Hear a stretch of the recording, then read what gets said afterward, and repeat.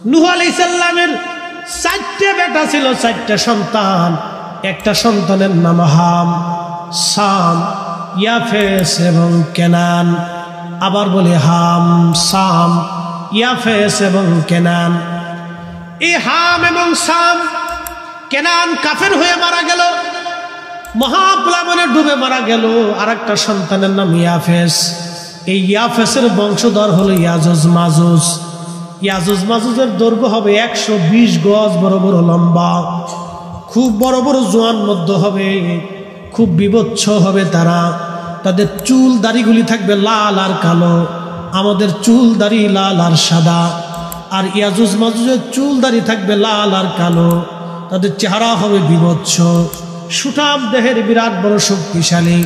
তারা পৃথিবীতে যখন আসবে, ঈসা আলাইহিস সালাতু ওয়াস সালাম যখন দুনিয়াতে আসবেন, পৃথিবীর কিয়ামতের আগে দুনিয়াতে আসবেন, ভূমধ্য সাগর, আরব সাগর থেকে শুরু করে পৃথিবীর বড় বড় সাগরের পানিগুলি তারা খেয়ে শেষ করে ফেলে দিবে।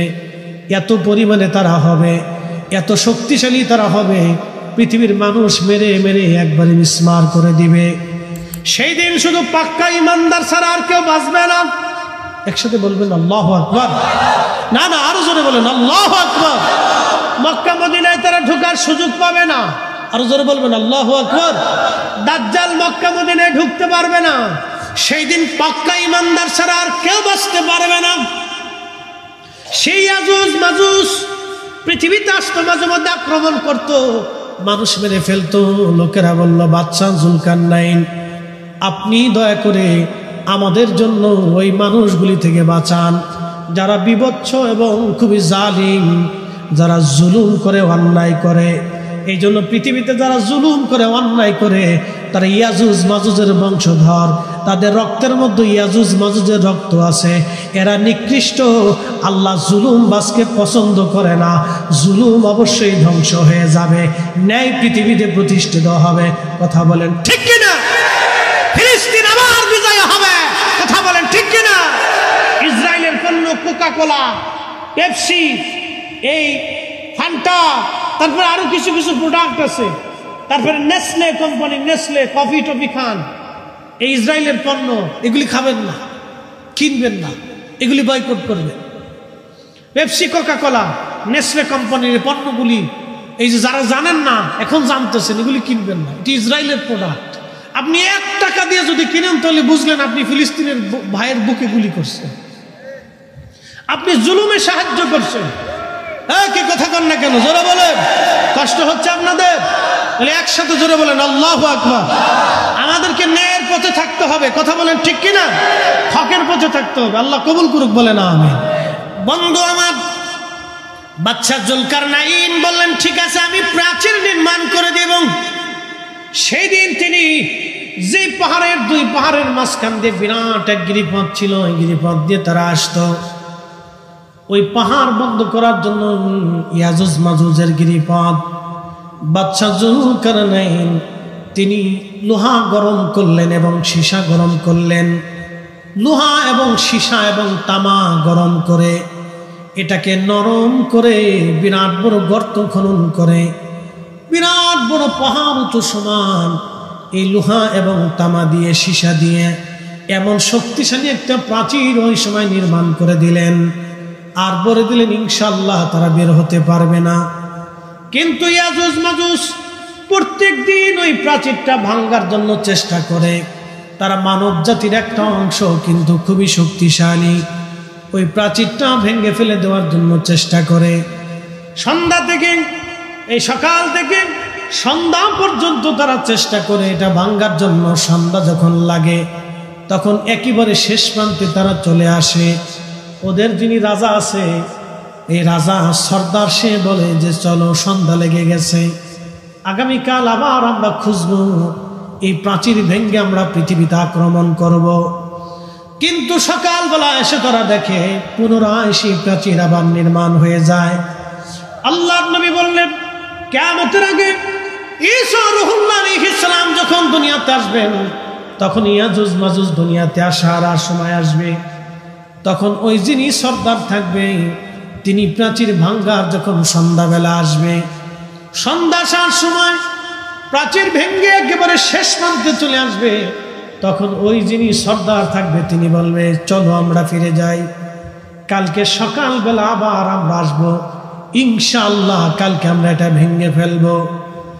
এত কোটি লক্ষ বছর পার হয়ে যাবে, তারা ইনশাআল্লাহ বলবে না।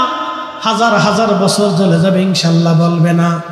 কিন্তু যেই দিন ইনশাআল্লাহ বলবে, সেই দিন প্রাচীর তারা ভেঙে ফেলে দিয়ে দুনিয়ার মধ্যে তারা এত দ্রুত গতিতে ছড়ায় যাবে যে ভূমধ্য সাগরের মধ্যে কোনো পানি থাকবে না, কোনো নদীর পানি তারা অবশিষ্ট রাখবে না, সব খেয়ে দিয়ে একবারে সাবার করে দিবে। মানুষ মেরে মেরে সাফ করে ফেলবে, পৃথিবীতে বিভৎস লেগে যাবে, ইমানদার ছাড়া কেউ বাঁচতে পারবে না।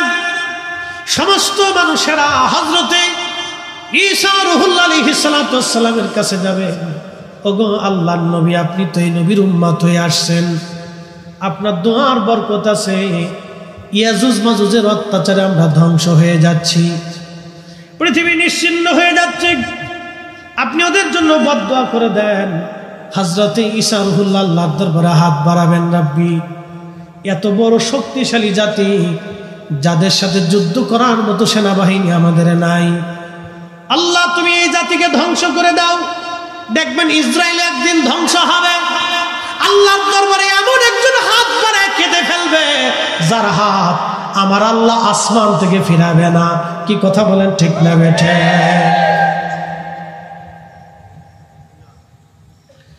মনোযোগ দেন, তখন আল্লাহর দরবারে হাত দোয়া কবুল হয়ে যাবে।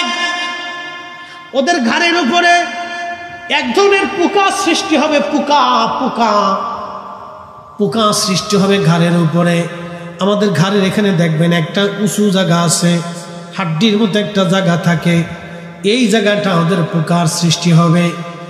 এই পোকা সৃষ্টি হয়ে যাওয়ার পরে কোটি কোটি কোটি বিলিয়ন কোটি কোটি আজুজ মাজুজ মারা যাবে, রাতারাতি পোকায় তারা মারা যাবে, সারা পৃথিবী গন্ধে ছড়ায় যাবে, এত পরিমাণে গন্ধ হবে, ওই গন্ধে মানুষ টিকতে পারবে না। আবার তারা ঈসা রূহুল্লাহর কাছে যায়, বলবে, ওগো আল্লাহর নবী, এত দুর্গন্ধ বেঁচে থাকা দায় হয়ে গেছে, আপনি এই পচা থেকে বাঁচানোর জন্য আল্লাহর দরবারে দোয়া করে দেন। আল্লাহর নবী ঈসা রূহুল্লাহ আলাইহিস সালাম হাত তুলবে, রাব্বি, সারা পৃথিবী গন্ধে ছড়ায় গেছে, আল্লাহ আপনি পচা সরায় দেন। মুষলধারে একাধারে 7 দিন, মতান্তরে 40 দিন পর্যন্ত বৃষ্টি নামবে। আল্লাহু আকবার!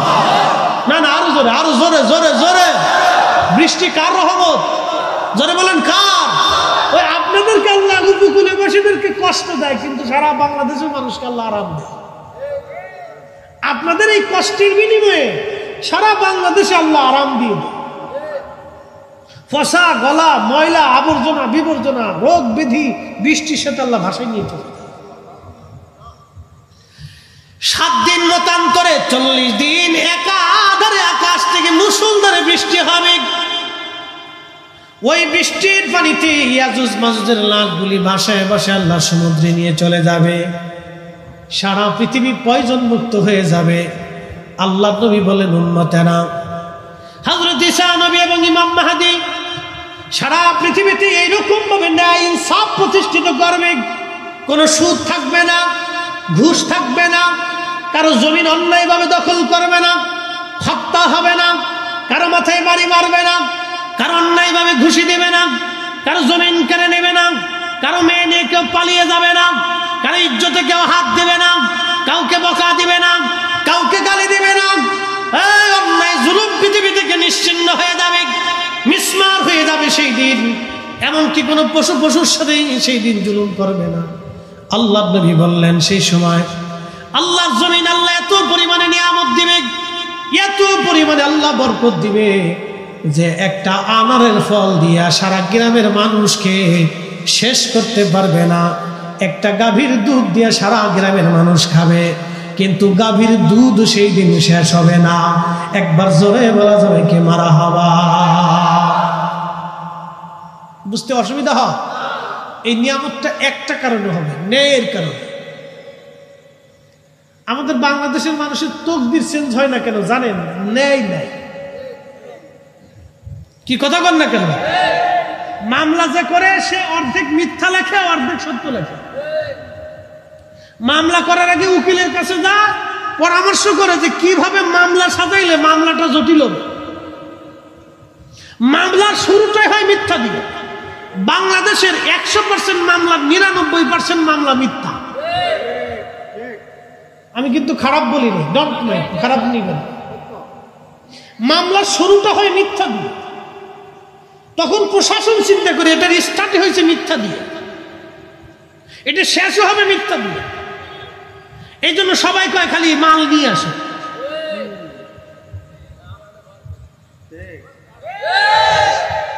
এই জন্য বৃষ্টি হয়, নিয়ামত বাড়ে না, ফসল হয়, ফসল বাড়ে না, গাভী আছে দুধ হয় না, দুধ খান শক্তি হয় না, ফল খান বরকত হয় না, খাবার খান কিন্তু বরকত হয় না। কারণটা কি? শুধু অন্যায়ের কারণ।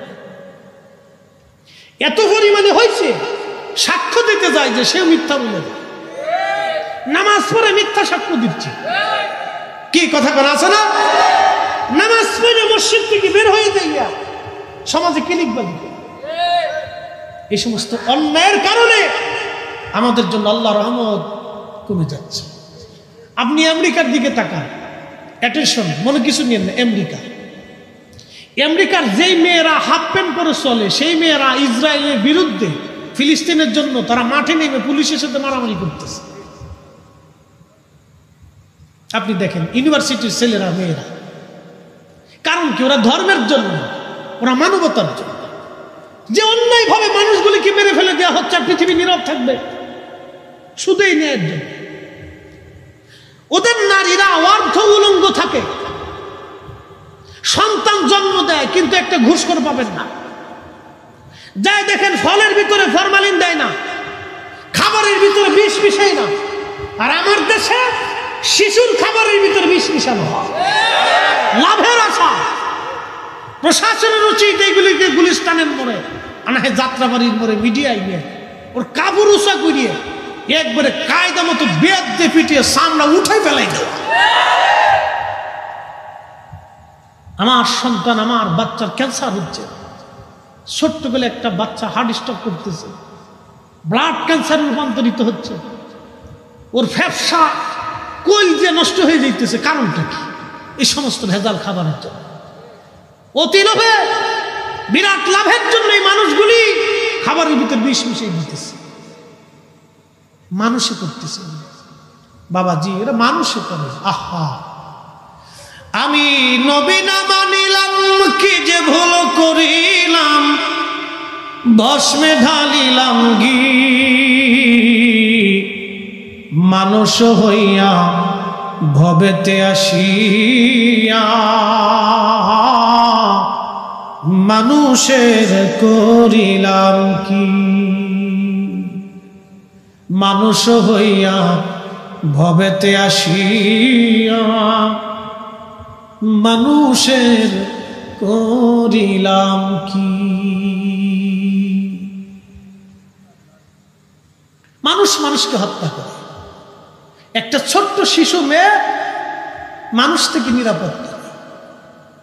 এই আপনার মেয়েটাকে, 6 বছরের মেয়েটাকে রাস্তায় ছেড়ে দিয়ে রাতে ঘুমাতে পারবেন? কিসের ভয়? শিয়ালে নিবে না, কুত্তায় নিবে না, ওরা মানুষই নিয়ে যায়। তার মানে অর্থ হচ্ছে আমরা পশু পাখি, শিয়াল কুত্তার চাইতেও নিকৃষ্ট হয়ে গেছি। আমরা মানুষ নামের মানুষ কলঙ্ক হয়েছি, মানুষ নামের মানুষ হতে পারি নাই। কথা বলেন ঠিক না?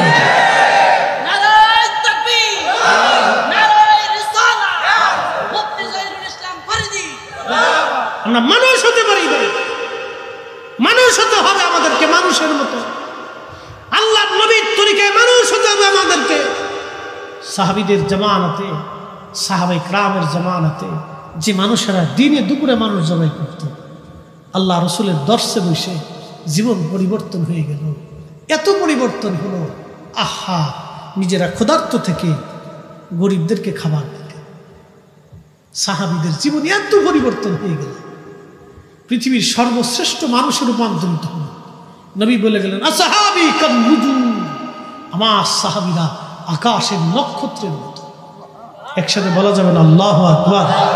পৃথিবীর শ্রেষ্ঠ মানুষের রূপান্তরিত হবে। কারণ কি? রাসূলের দর্শে বসে মানুষের মতো মানুষ হয়ে গেছে। প্রিয় সাক্ষীরা, মুসলমান, বলছিলাম কথাগুলি অনেক আমাদের বুঝে যাওয়া দরকার, আমাদের শিখে যাওয়া দরকার। খুবই মনোযোগ দিয়ে কথাগুলি আর শুনে যাবেন। মানুষ চার কারণে মানুষকে ভালোবেসে থাকে, মনে রাখবেন সারা জীবন। চার কারণে মানুষকে ভালোবাসে।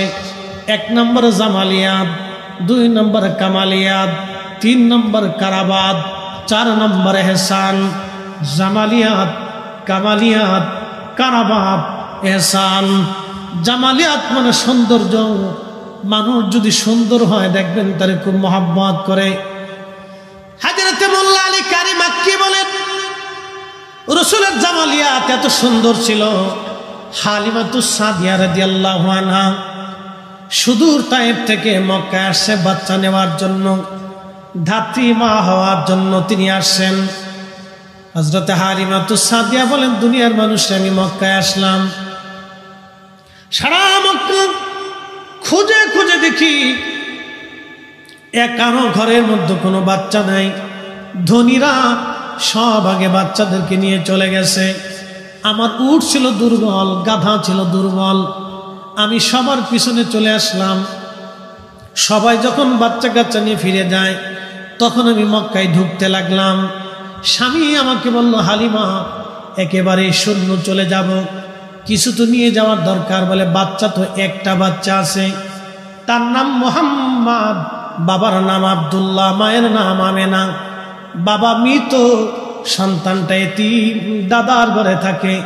কে তার ভরণ পোষণ দিবে, কে তার পয়সা দিবে? আমরাও তো নিজেরাও গরিব, এতিম বাচ্চা নিয়ে আমি কি করব? হালিমার স্বামী সেই দিন ডেকে বলতেছে, হালিমা রে, বাচ্চাটা নেই বা না নেই, চলো না একটাবার বাচ্চাটা দেখে আসি কেমন। একবার জোরে বলা যাবে কি মারহাবা? ওরে এতিম বলে নিল না কেউ, নিলেন বিবি হালিমা। ঠিক কিনা? এতিম বলে সেই দিন কেউ থেকে নেই নাই, কিন্তু হালিমা রাদিয়াল্লাহু আনহা নিলেন। হালিমা বললেন, আমি গেলাম, যাওয়ার পরে হযরত আমেনার ঘরে ঢুকলাম, দেখি তার বক্ষ মোবারকের উপরে সাদা রেশমের একটা কাপড় দিয়ে আবৃত করা, তার নিচে সবুজ একটা রেশমের কাপড় দিয়ে ঢেকে দেওয়া। এত সুন্দর সুঘ্রাণ। আমি ঘরের মধ্যে ঢুকে দোলনার পাশে গেলাম, দোলনার মধ্যে শোয়ানো ছিল, নবী ঘুমিয়েছিলেন। মোল্লা আলী কারি মাক্কি আল মাউরিদের মধ্যে আরো 27টা কিতাবের হাওয়ালা দিয়েছেন। 27টা কিতাবের মধ্যে লিখেছেন এইভাবে। হালিমা বলেন, আমি ভিতরে ঢুকলাম, ঢুকার পরে এত সুন্দর চেহারা কোনো মা জন্ম দিতে পারে আমি হালিমা কোনোদিন কল্পনা করি নাই। চিৎকার মেরে জোরে বলেন না মারহাবা। হযরত হালিমা বললেন, এত সুন্দর ছিলেন নবীজি, এত সুন্দর, এত সুন্দর আমাদের নবী ছিলেন। কোন মা এত চমৎকার সুন্দর বাচ্চা জন্ম দিতে পারে আমি কল্পনা করি নাই। সৌন্দর্যটা দেখে আমি হালিমা পাগল হয়ে গেলাম। ঘুম থেকে জাগানোর জন্য আমি বুকের উপর থেকে রেশমের কাপড় সরাইয়া প্রিয় নবীজির নরম সব বক্ষ মোবারকে আমার হাত দিয়ে আলতো আলতো করে আমি মেসেজ করতেছিলাম। আল্লাহর নবীর ঘুম ভেঙে গেল। আমার চেহারার দিকে তাকাইয়া নবীজি মুস্কি হাসি দিয়ে ফেললেন। ওই হাসি এত সুন্দর, হালিমা বললেন, দুনিয়ার মানুষ আমি পাগল হয়ে গেলাম। এত সুন্দর হাসি, আমি পাগল হয়ে গেলাম। আল্লাহু আকবার। হালিমা বলতেছেন, দুনিয়ার মানুষ শোনো, আমি সুন্দর চেহারার দিকে তাকায় রইলাম। পবিত্র জুলফি মুবারক, এই যে আপনারা ভুরু দেখেন, এই জুলফি মুবারকের মাঝখানের যে কপালের অংশ, এই অংশ থেকে একটা নূর মুবারক বের হইয়া খিলালা সামা মধ্য আকাশ পর্যন্ত এই নূর চলে গেল। আমি হালিমা এই নূর মুবারকের দিকে তাকাইয়া, আল্লাহর নবীর দিকে তাকাইয়া বিমোহিত হয়ে দেখতে লাগলাম। একবার জোরে বলা যাবে কি আল্লাহু আকবার। 450 বছর আগের মক্কার ইমাম তিনি লিখতেছেন, খিলাল সামা, মধ্য আকাশ পর্যন্ত নূর চলে গেল। হালিমাতু সাদিয়া বলতেছেন, আমি আশ্চর্য হয়ে তাকিয়ে দেখতে লাগলাম। পরে জুলফি মুবারকের মাঝখানে চুমা লাগাইলাম। চুমা লাগাই আমি কোলের মধ্যে নিলাম। কোলের ভিতরে নেওয়ার সাথে সাথে আমার এত রহমত আল্লাহ আমার শরীরে দিয়ে দিল। আমি দুর্বল ছিলাম, ক্ষীণ ছিলাম। নবী কোলে আসার সাথে সাথে আল্লাহ আমার সবল বানাই। আমার উট লাফাইতে লাগলো, লাফাইয়া দৌড়াইয়া আমার উট কাবা শরীফের সামনে যায় সেজদায় পড়ে গেল। না একসাথে বলেন আল্লাহু আকবার, আরো জোরে বলেন আল্লাহু আকবার। ওরে বনের যত পশু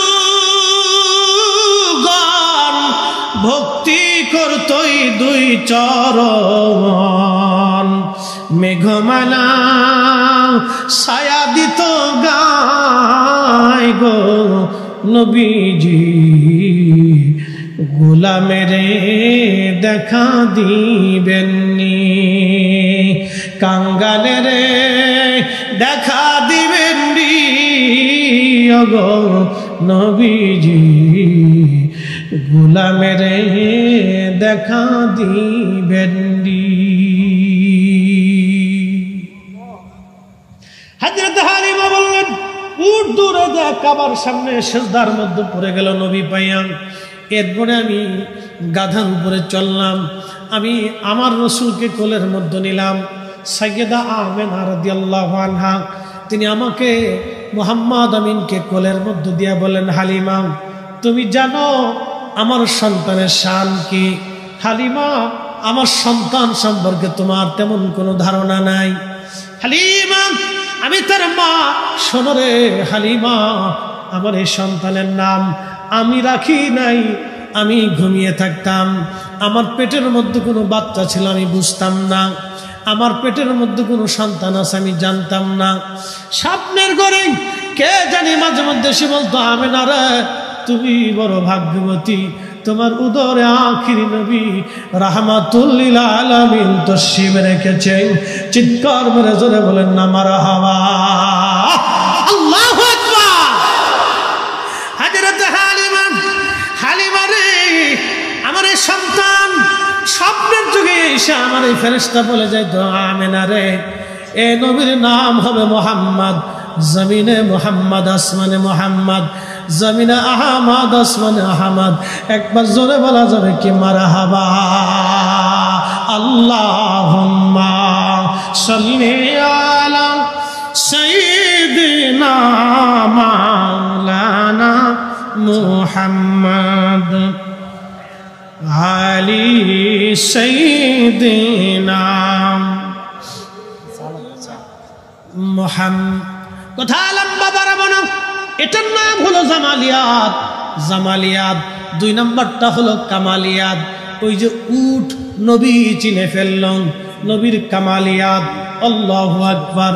কামালিয়াতের কারণে মানুষ মানুষকে ভালোবাসে। এই যে আপনারা হযরত আবু বকর সিদ্দিক ফুরফুরাবি রাহমাতুল্লাহ আলাইহিকে কেন ভালোবাসেন? উনি কামিল ছিলেন, আল্লাহর ওলি ছিলেন। গুনারগর কাটিকে কেন ভালোবাসেন? নলতা শরীফের হুজুর কেবলাকে কেন ভালোবাসেন? শাহজালালকে কেন ভালোবাসেন? খানজাহান আলীকে কেন ভালোবাসেন? উনরা আল্লাহর পেয়ারা ছিল, উনরা কামালিয়াতের অধিকারী ছিল, বিদায় আমরা ওনাদেরকে ভালোবাসি। জামালিয়াত ও কামালিয়াত। 3 নম্বর হলো কারাবাত। কারাবাত মানে নৈকট্য। আপনি বন্ধুর সাথে যত কাছাকাছি থাকবেন, যত দেখা সাক্ষাৎ হবে, উঠা বসা হবে, চলাফেরা হবে, তত মহাব্বত বাড়তে থাকে। এটার নাম কারাবাত। এই জন্য সন্তানদেরকে সময় দিতে হয়, স্ত্রীকে সময় দিতে হয়, ফ্যামিলিকে সময় দিতে হয়, সমাজকে সময় দিতে হয়, মানুষদেরকে সময় দিতে হয়, বন্ধু বান্ধবদেরকে সময় দেওয়া লাগে। এটার নাম কারাবাত। 4 নম্বর এহসান। এহসান মানে দয়া। আমরা আজকে দয়া করা ভুলে গেছি। আল্লাহর নবী বললেন মাল্লাম ইয়ারহামিন নাস মাল্লাম ইয়ারহামিল্লাহ, যে মানুষকে দয়া করে না আল্লাহ তাকে দয়া করে না, যে মানুষকে দয়া করে না আল্লাহ তাকে দয়া করে না। আল্লাহর কোরআন বলতেছে قد أفلح المؤمنون الذين هم في صلاتهم خاشعون।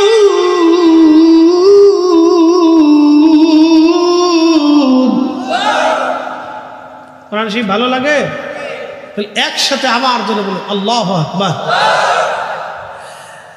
আল্লাহর কোরআন বলতেছে হুজুর সফল কাম সে, কামিয়াবি হাসিল করলো সে, জিন্দেগি কামিয়াব তার যে নামাজের মধ্যে খুশু অবলম্বন করে একাগ্র চিত্তে শুধু আপনি আল্লাহর ভয়ে, আমি আল্লাহর ভয়ে, রসুল আপনি বলে দেন আমি আল্লাহর ভয়ে, আমি আল্লাহর জন্যে, আমি আল্লাহকে খুশি করার জন্যে যে সলাতে দাঁড়ায় যায়, যে সেজদাতে চলে যায়, যে রুকুতে চলে যায়, এ নামাজি কামিয়াবি, সেই প্রকৃত মুমিন, সেই সফল কাম হবে। নতুবা সফল কামের আর কোনো সুযোগ নাই। এজন্য সালাত আল্লাহর জন্য হবে, নামাজ আল্লাহর জন্য হবে। সমাজের ডরে নামাজ হবে না, নামাজ হবে আল্লাহর ভয়ে, আল্লাহর জন্য নামাজে দাঁড়াবেন। কালকে জুমার দিন আসতেছে, এই জুমার দিনের ফজিলত আল্লাহ রাসূল উম্মতকে বলেন উম্মতেরা জুমার দিন আজান পড়ার সঙ্গে সঙ্গে ইয়া আইয়ুহাল্লাযীনা আমানু ইযা নুদিয়া লিস-সালাতি মিন ইয়াউমিল জুমআতি ফাসআউ ইলা যিকরিল্লাহি ওয়া যারুল বাই'। এ ঈমানদার, জুমার নামাজের আজান যখন পড়ে যায় তুমি বেচা বিক্রি বন্ধ করো, ব্যবসা বন্ধ করো, চাকরি বন্ধ করো, ক্ষেত খামার বন্ধ করো, সংসার বন্ধ করো, গরু ছাগল বন্ধ করে দাও, বেচা বিক্রি বন্ধ করো, সমাজ কামাজ বন্ধ করো, তোমার জীবনের সব চাহিদা বন্ধ করো। এখন নামাজের জন্য রেডি হও, নামাজের জন্য তৈরি হও, আল্লাহ স্মরণে মসজিদের দিকে তুমি ধাবিত হও। দালিকুম খায়রুল লাকুম ইন কুনতুম তা'লামুন। যদি তুমি বুঝো এটার ভিতরে বিরাট কল্যাণ নিহিত আছে। আল্লাহর নবী বললেন জুমার দিনে যে মুসল্লি গোসল আদি করিয়া সুন্দর পোশাক পরিয়া, চমৎকার পোশাক পরিয়া পায়ে হেঁটে হেঁটে হেঁটে হেঁটে মসজিদে চলে যায় আদবের সাথে, মসজিদের প্রথম কাতারে ইমামের কাছাকাছি বসে আদবের সাথে খুতবা শুনে ধীর স্থিরতার সাথে নামাজ আদায় করে খুব আদবের সাথে বের হইয়া আবার হেঁটে হেঁটে হেঁটে হেঁটে বাড়ি চলে আসে। সুনান তিরমিজিতে বিশুদ্ধ সনদে আল্লাহর নবী বললেন উম্মতেরা শুনে নাও, প্রত্যেক কদমে কদমে আমার আল্লাহ 1 বছরের নফল রোজা এবং নফল নামাজ 1 বছর একটানা করলে যে নেকি হয়, প্রত্যেক কদমে কদমে আল্লাহ ওই জুমার মুসল্লির কদমে কদমে আল্লাহ নেকি লিখে দেয়। না না, আরো জোরে বলেন আল্লাহু আকবার। মসজিদে জুমার নামাজে যাবেন, ধীর স্থিরতার যাদের সাথে যাবেন। অনেকে মসজিদে যায় হইচই করে, হই হুল্লা করে, চিল্লা ফাল্লা করে, লাফালাফি করে, সালিশ দরবার করে, এই গল্প সেই গল্প, এই আলাপ সেই আলাপের অত হয়ে যায়। না না না, আবার বলে দিয়ে যায় ধীর স্থিরতার সাথে পায়ে হেঁটে হেঁটে হেঁটে হেঁটে আদবের সাথে ইমামের কাছাকাছি বসে খুতবা শুনবে, ধীর স্থিরতার সাথে নামাজ আদায় করবে ভদ্রচিতভাবে, আবার পায়ে হেঁটে হেঁটে হেঁটে হেঁটে বাড়িতে চলে আসবে। আল্লাহর নবী বললেন প্রত্যেক কদমে কদমে 1 বছরের নফল রোজা এবং নফল নামাজ পড়লে যে নেকি হয়, আল্লাহ বান্দার আমল নামা সেই নেকি লিখে দিবে। একবার জোরে বলা যাবে কি সুবহানাল্লাহ।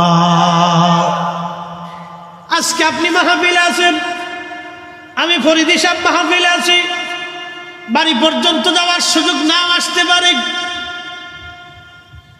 সুযোগ নাও আসতে পারে। আজকে যদি আমি মারা যাই, কালকে মাগরিবের আগে আমার আপনার দাফন হবে, সবাই বলবে সন্ধ্যার আগেই দাফন করে দাও।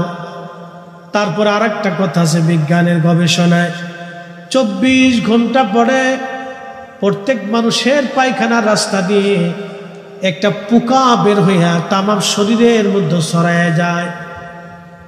ওই পোকাটা খালি চোখে দেখা যায় না, ওই পোকাটা সমস্ত শরীরের মধ্যে ছড়ায় যায়। 24 ঘন্টায় কিন্তু মানুষের শরীর পচে না। ওই পোকাটা পায়খানার রাস্তা থেকে বের হয়ে আসে, পেটের ভিতর থেকে সারা শরীরের মধ্যে ছড়ায়া পচা দুর্গন্ধ, বিশ্রী দুর্গন্ধ মানুষের মধ্যে ছড়ায় যায়। যেই প্রাণের স্ত্রীর জন্য আপনি সুদ খাইলেন, ঘুষ খাইলেন, অন্যায় করলেন, সেই স্ত্রীও তাড়াতাড়ি বলবে দাফন করে দেন, গন্ধ গন্ধ ছড়ায় গেছে। গন্ধ ছড়াইছে যে সন্তানের জন্য হারাম খাইছে, ওই সন্তান বলবে গন্ধ, বাবারে তাড়াতাড়ি কবরে দিয়ে দেন। আল্লাহর কসম, এটাই ছিল সত্য মানুষের জীবন। আহা, মানুষ যদি বুঝতো তার রাব যে তার আপন, তার রসুল যে তার আপন, মানুষ যদি বুঝতো তার রাব আপন, তার রসুল আপন, সৃষ্টি তার কে মানুষের কেউ আপন হয় না, সব পর হয়ে যায়। আল্লাহর কোরআন বলতেছে, ইয়া আইয়ুহাল্লাযীনা আমানু লা তুলহিকুম আমওয়ালুকুম ওয়ালা আওলাদুকুম আন যিকরিল্লাহ।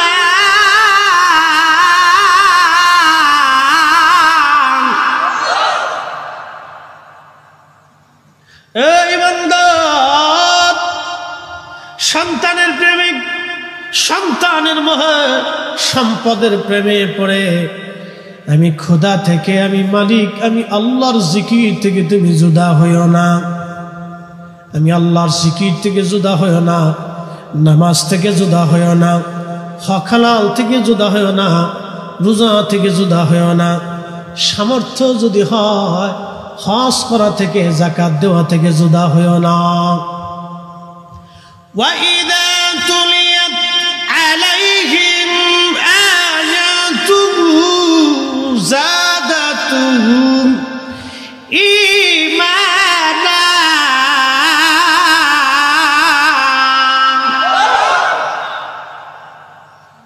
وَإِذَا تُلِيَتْ عَلَيْهِمْ آياته زادتهم إيمانا।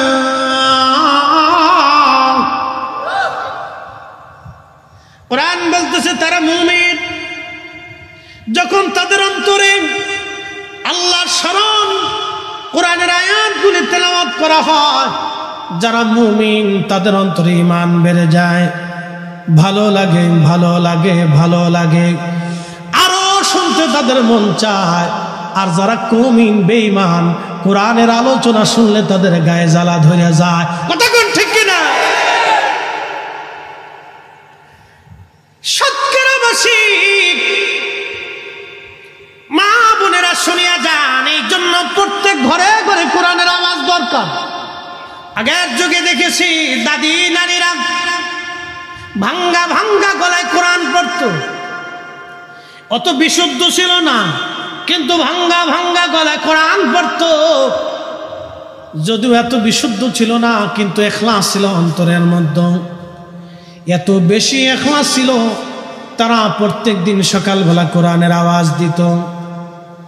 প্রত্যেক ঘরে যদি সূরা বাকারা তেলাওয়াত হয়, মনে রাখবেন সূরা বাকারা প্রত্যেক ঘরে যদি তেলাওয়াত হয়, ওই ঘরে জিন, ভূত, প্রেত, শয়তান, বদমাশ, বালা মুসিবত ওই ঘরের ভিতরে প্রবেশ করতে পারে না। একবার জোরে বলা যাবে কি মারহাবা। সূরা বাকারার ফজিলতে আসছে। সূরার নাম কি? জোরে বলেন, জোরে বলেন, জোরে জোরে। সূরা বাকারা আলিফ লাম মিম যালিকাল কিতাবু লা রাইবা ফীহি হুদাল লিল মুত্তাকিন الذين يؤمنون بالغيب ويقيمون الصلاة ومما رزقناهم ينفقون والذين يؤمنون بما أنزل إليك وما أنزل من قبلك وبالآخرة هم يوقنون সূরা বাকারা যদি কেউ তেলাওয়াত করে জিন ভূত শয়তান তার ঘরের মধ্যে আসবে না, বালা আসবে না। সহিহ বুখারী শরীফের ভিতরে ফাজাইলুল কুরআনের ভিতরে এসেছে, আল্লাহর নবীর সাহাবী আবু হুরায়রা রাদিয়াল্লাহু আনহু বলেন, আল্লাহর নবী আমাকে বললেন, আবু হুরায়রা বাইতুল মাল তুমি পাহারা দেবা। আবু হুরায়রা বললেন, আমি বাইতুল মাল পাহারা দেওয়ার জন্য রাত্রিবেলা বসে আছি, এমন সময় দেখি বাইতুল মালে একটা চোর আসছে। এই যে আপনারা আমরা যারা হাজি হজ করতে যাব, মাস্টার সাহেব জানে হজের সময় মক্কায়ও চুরি হয়। মাকালের ফল দেখতে ভালো, উপরে লাল ভিতরে কালো, ঠিক কিনা? মাকালের ফল দেখতে ভালো, উপরে লাল ভিতরে কালো। সারা জীবন এমনি গেল দয়াল, খাইতে আমরা পারলাম না। যার ভিতরে নাই রসুলের প্রেম, তার সাথে ভাব কইর না। কথা বলেন, যার ভিতরে নাই কোরআনের প্রেম, তার সাথে ভাব কইর না। মাকালের ফলের অভাব নাই, নামে মুসলমান, কাজে নাই। কি কথা কর না, ঠিক কিনা? মসজিদে এখনো জুতা চুরি হয়, কারা করে? অথচ আমরা মুসলিম মুসলিম মুসলিম মুসলিম, যারা জীবন দিয়েছে মিথ্যা বলে নাই, মুসলিম যারা কুফফারদের সামনে হাসতে হাসতে জীবন দিয়েছে, কাফেরের কাছে মাথা নত করে নাই। আমরা মুসলিম, ফিলিস্তিনের মুসলমানেরা হাসতে হাসতে জীবন দিয়ে দেয়, ইসরায়েলের কাছে মাথা নত করে নাই। কথা বলেন ঠিক কিনা? প্রিয় মুসলমান আমার, খুব মনোযোগ দিয়ে, 30 থেকে 40 হাজার মুসলমান ফিলিস্তিনে আজ শহীদ হয়ে গেছে। ও যুবকরা, মা বোনেরা শুনে যান, ফিলিস্তিনের নারীদের দিকে আপনি তাকান, মা বোনেরা ফিলিস্তিনের নারীর দিকে আপনি তাকান। মা সন্তান মরে গেছে কোলের মধ্যে, ছিন্ন বিচ্ছিন্ন সন্তানের লাশ, কিন্তু মা হেজাব ছেড়ে দেয় নাই। ভাইয়ের লাশ সামনে নিয়ে বসে আছে, বোন হেজাব ছাড়ে নাই। বাবার লাশ সামনে নিয়ে ছিন্ন ভিন্ন লাশ, রক্ত মাখা, হাত নাই, পা নাই, চোখ নাই, লাশ। সন্তান মেয়ে বসে আছে, কিন্তু বোরকা ছাড়ে নাই। স্বামীর লাশ স্ত্রীর সামনে নিয়ে বসে আছে, বোরকা ছাড়ে নাই। এ নারী, ফিলিস্তিন থেকে তুমি শিক্ষা নাও, ফিলিস্তিনের নারী থেকে তুমি শিক্ষা নাও। পর্দা কে করে করতে হয়?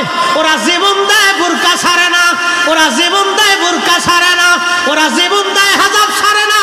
আর আমার দেশের নারীরা সুখের মধ্যে তারা হেজাব পরে না। কি কথা কন না কেন? রাস্তায় যদি দেখবেন চটপটি হাউস, ফুচকা হাউস, জায়গায় জায়গায় রেস্টুরেন্ট হয়েছে, আমি মনে করছি রেস্টুরেন্ট না, এগুলো বেহাপনার নিভৃত জায়গা। কালকে নরসিংদী চরে গেলাম, যে চরে রাস্তা ছিল না, সরকার রাস্তা করে দিয়েছে। ব্রিজ পার হয়ে যাওয়ার পরে চর এলাকা, দুই পাশ দিয়ে বিরাট বড় বড় রেস্টুরেন্ট পার্ক হয়ে গেছে। মুসল্লিরা বলল, হুজুর প্রত্যেক দিন বিকেল বেলা হাজার হাজার নারী পুরুষ, যুবক আর যুবতী, বুড়া মানুষ তো আর যায় না, একসের যুবক আর যুবতী, ফুচকা হাউস, রেস্টুরেন্ট, এটা সেটা। আহা, কি বলবো, মনে হয় এটা ইউরোপের মতো হয়ে গেছে। নারীরা ঘর থেকে বের হইয়া পুরুষের সাথে রেস্টুরেন্টে যায়, যারা গল্প করে খাবার খায়, ও নারী জাতির কলঙ্ক। ওই নারীর ভিতর থেকে আগামীর মুসলমান, ভালো কোনো মুসলমান আশা করা যায় না। কথা কন না কেন? ও নারীর থেকে আগামী দিনে ভালো কোনো মুসলমান আশা করা। এই জন্য ফিলিস্তিনের নারীর সন্তান হওয়ার পরে যুদ্ধ করে মরে যায়, কিন্তু মিথ্যার কাছে মাথা নিতে পারে না। ছোট্ট বাচ্চাকে জিজ্ঞেস করেন কেমন আছো, বলে আলহামদুলিল্লাহ। কি অবস্থায় আছো, বলে হাসবুনাল্লাহু ওয়া নি'মাল ওয়াকিল, নি'মাল মাওলা ওয়া নি'মাল নাসীর। আহা, জবাব শুনলে প্রত্যেকটা শরীরের লোম খাড়াই যায়। বলে কি বাচ্চা, কত দেমান মিসমার করে দিয়েছে বোমা মেরে মেরে। প্রত্যেকটা বিল্ডিং এ 2-4টি করে বোমা মারছে। একটা আবাদী শহর আজকে অনাবাদী করে দেওয়া হয়েছে, মাইলের পর মাইল শুধু কালো আর কালো, পারদ আর পারদ, বারদ আর বারদ। ধ্বংসস্তূপের মধ্য থেকেই তারা আল্লাহকে সেজদা দিচ্ছে। একটা বাচ্চাকে জিজ্ঞেস করা হলো, বলে ফ্যামিলির সবাই শহীদ হয়ে গেছে, শুধু আমি বেঁচে আছি। একটা বাবা মিষ্টি খাওয়াচ্ছে, মিষ্টি নাই তো চকলেট খাওয়াইছে সবাইকে। জিজ্ঞেস করা হলো, তুমি চকলেট খাওয়াচ্ছ কেন? বলে আমার ফ্যামিলি সব শহীদ হয়ে গেছে, আমার প্রত্যেকটা সন্তান শহীদ হয়ে গেছে, আমি খুশিতে মিষ্টি খাওয়াচ্ছি যে তারা জান্নাতে চলে গেছে, তারা জান্নাতে চলে গেছে, আমি খুশিতে মিষ্টি খাওয়াচ্ছি। পৃথিবীর সর্বশ্রেষ্ঠ জুলুম আজকে ফিলিস্তিনে হচ্ছে। পৃথিবীর নিকৃষ্ট জুলুম আজ ফিলিস্তিনের ভূখণ্ডে হচ্ছে। আপনি কল্পনা করতে পারবেন না। আমরা যখন আমাদের বাচ্চাদেরকে আদর করি, তখন ফিলিস্তিনের মায়েরা তার সন্তানদের মুখে খাবার দিতে পারে। পৃথিবীর বড় বড় বিবেকগুলি আজ নিঃসুপ, পৃথিবীর বড় বড় সেনাবাহিনীগুলি আজ নিঃসুপ, পৃথিবীর বড় বড় আমির উমরারা আজ নিঃসুপ। ওই জমিনে সাইয়েদনা ইব্রাহিম আলাইহিস সালাম যিনি ঘুমিয়েছেন, তিনি সেই খোদার খলিল, যিনি পৃথিবীর সবচেয়ে নিকৃষ্ট কুফফার বাচ্চা নমরুদের সামনে দৃঢ় চিত্তে দাঁড়িয়েছিলেন, মাথা নত করেন নাই, তাওহীদ রুবুবিয়তের দিকে তাকায়া আল্লাহর একত্ববাদের ঘোষণা তিনি দিয়েছিলেন। তিনি আমাদের মিল্লাতের বাবা ইব্রাহিম, সাইয়েদুনা ইব্রাহিম আলাইহিস সালাম ওই জমিনে ঘুমানো, ওই জমিনে ঘুমিয়ে আছেন। ওই ফিলিস্তিনিরা সাইয়েদুনা ইব্রাহিম আলাইহিস সালামের বংশধর। তারা হযরত ইব্রাহিম আলাইহিস সালামের দুইজন বিবি, একজন আম্মাজান সারা আর একজন হযরত আম্মাজান হাজরা। আম্মাজান হাজরার বংশধর বর্তমানে মক্কায়, আর আম্মাজান সারার বংশধর বর্তমান ফিলিস্তিন। আম্মাজান সারার সন্তান হযরত ইসহাক, হযরত ইসহাকের সন্তান হযরত ইয়াকুব আলাইহিস সালাম। ইয়াকুব আলাইহিস সালামের বংশধরদেরকে বনি ইসরাইল বলা হয়। বর্তমানে যারা ইসরাইল, তারা কিন্তু অরিজিনাল বনি ইসরাইল না। আল্লাহ সাইয়েদনা ইব্রাহিম আলাইহিস সালামের বংশধর, তারা বর্তমান ফিলিস্তিনিরা। বিরাট বড় প্রতাপশালী বাচ্চা, সারা পৃথিবীর বাচ্চা নমরুদ। সেই দিন ইব্রাহিম আলাইহিস সালামকে সামনে নিয়ে বলেন, ইব্রাহিম তুমি কোন খোদার ইবাদত করো? বলে আমি এক আল্লাহর ইবাদত করি। বলে ইব্রাহিম তোমার খোদার ক্ষমতা কি? বলে আমার খোদার ক্ষমতা আমি তোকে জিন্দা করেন, জিন্দাকে মৃত বানান। তুখরিজুল হাইয়া মিনাল মাইয়িতি ওয়া তুখরিজুল মাইয়িতা মিনাল হাই। আমার মালিকের ক্ষমতা হচ্ছে, আমার মালিক আমার আল্লাহ জিন্দা থেকে মরা বের করেন, মরা থেকে আমার আল্লাহ জিন্দা বের করেন, আমার মালিকের সেই ক্ষমতা। নমরুদ ডাক দে বলে, ইব্রাহিম ওই ক্ষমতা তো আমারও আছে। জেলার জেলখানা থেকে একটা আসামি ধরে নিয়ে আসে, একবারে নিরাপরাধ, একবারে নিরাপরাধ, যার কোনো অপরাধ নাই কিন্তু জেলখানায় আছে। ধরে নিয়ে এসে নমরুদ তাকে হত্যা করে ফেললো। অপরাধী মৃত্যুদণ্ডপ্রাপ্ত আসামিকে জেলখানার থেকে খালাস করে দিয়ে নমরুদ বলল, দেখ ইব্রাহিম তোর খোদার যে ক্ষমতা, সেই ক্ষমতা তো আমারও আছে। আমি একেবারে নির্দোষকে খালাস করে দিলাম, হত্যা করে ফেললাম। আর আসামিকে আমি হত্যা করে খালাস করে দিলাম। দেখ তো আমি বাঁচাই দিলাম, যেটা বাঁচবে এটা মেরে ফেললাম, ওই ক্ষমতা তো আমারও আছে। আল্লাহর খলিল দেখলেন এটা তো বেহায়া, এই বলদের সাথে তর্ক করা বৃথা। ডাক দেয়া বলে, নমরুদ রে, আমার খোদার আর একটা ক্ষমতা আছে। বলে, কি ক্ষমতা বলো? আমার খোদা প্রত্যেক দিন পূর্বাকাশ থেকে সূর্য উঠাইয়া পশ্চিমে ডুবায় দেয়। তোর যদি ক্ষমতা থাকে নমরুদ, পশ্চিম দিকে সূর্য থেকে উঠাইয়া পূর্ব দিকে ডুবায় দে দেখি।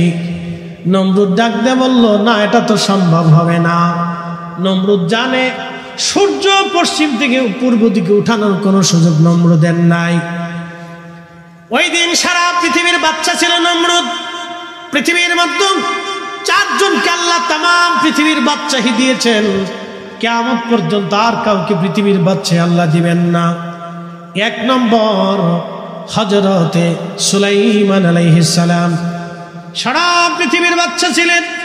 2 নম্বর বাদশা জুলকারনাইন। আহা, আল্লাহু আকবার। তিনি সাইয়্যিদুনা ইব্রাহিম আলাইহিস সালামের কাছে কালেমা পড়েছিলেন। বাদশা জুলকারনাইনকে আল্লাহ তামাম পৃথিবীর বাদশাহী দিয়েছিলেন। তিনি হযরত ইব্রাহিম আলাইহিস সালামের কাছে কালেমা পড়েছিলেন। পৃথিবীর এমন কোন ইঞ্চি মাটি নাই, পৃথিবীর সূর্য ডুবে যেখানে অস্ত যায়, সমুদ্রের যেখানে সূর্য অস্ত যায় সেই পর্যন্ত বাদশা জুলকারনাইন সফর করেছিলেন। যেখান থেকে সূর্য উদিত হয় সেইখান পর্যন্ত বাদশা জুলকারনাইন গিয়েছিলেন। একবার জোরে বলা যাবে কি আল্লাহু আকবার। তেলের গাড়ি তেলে চলে,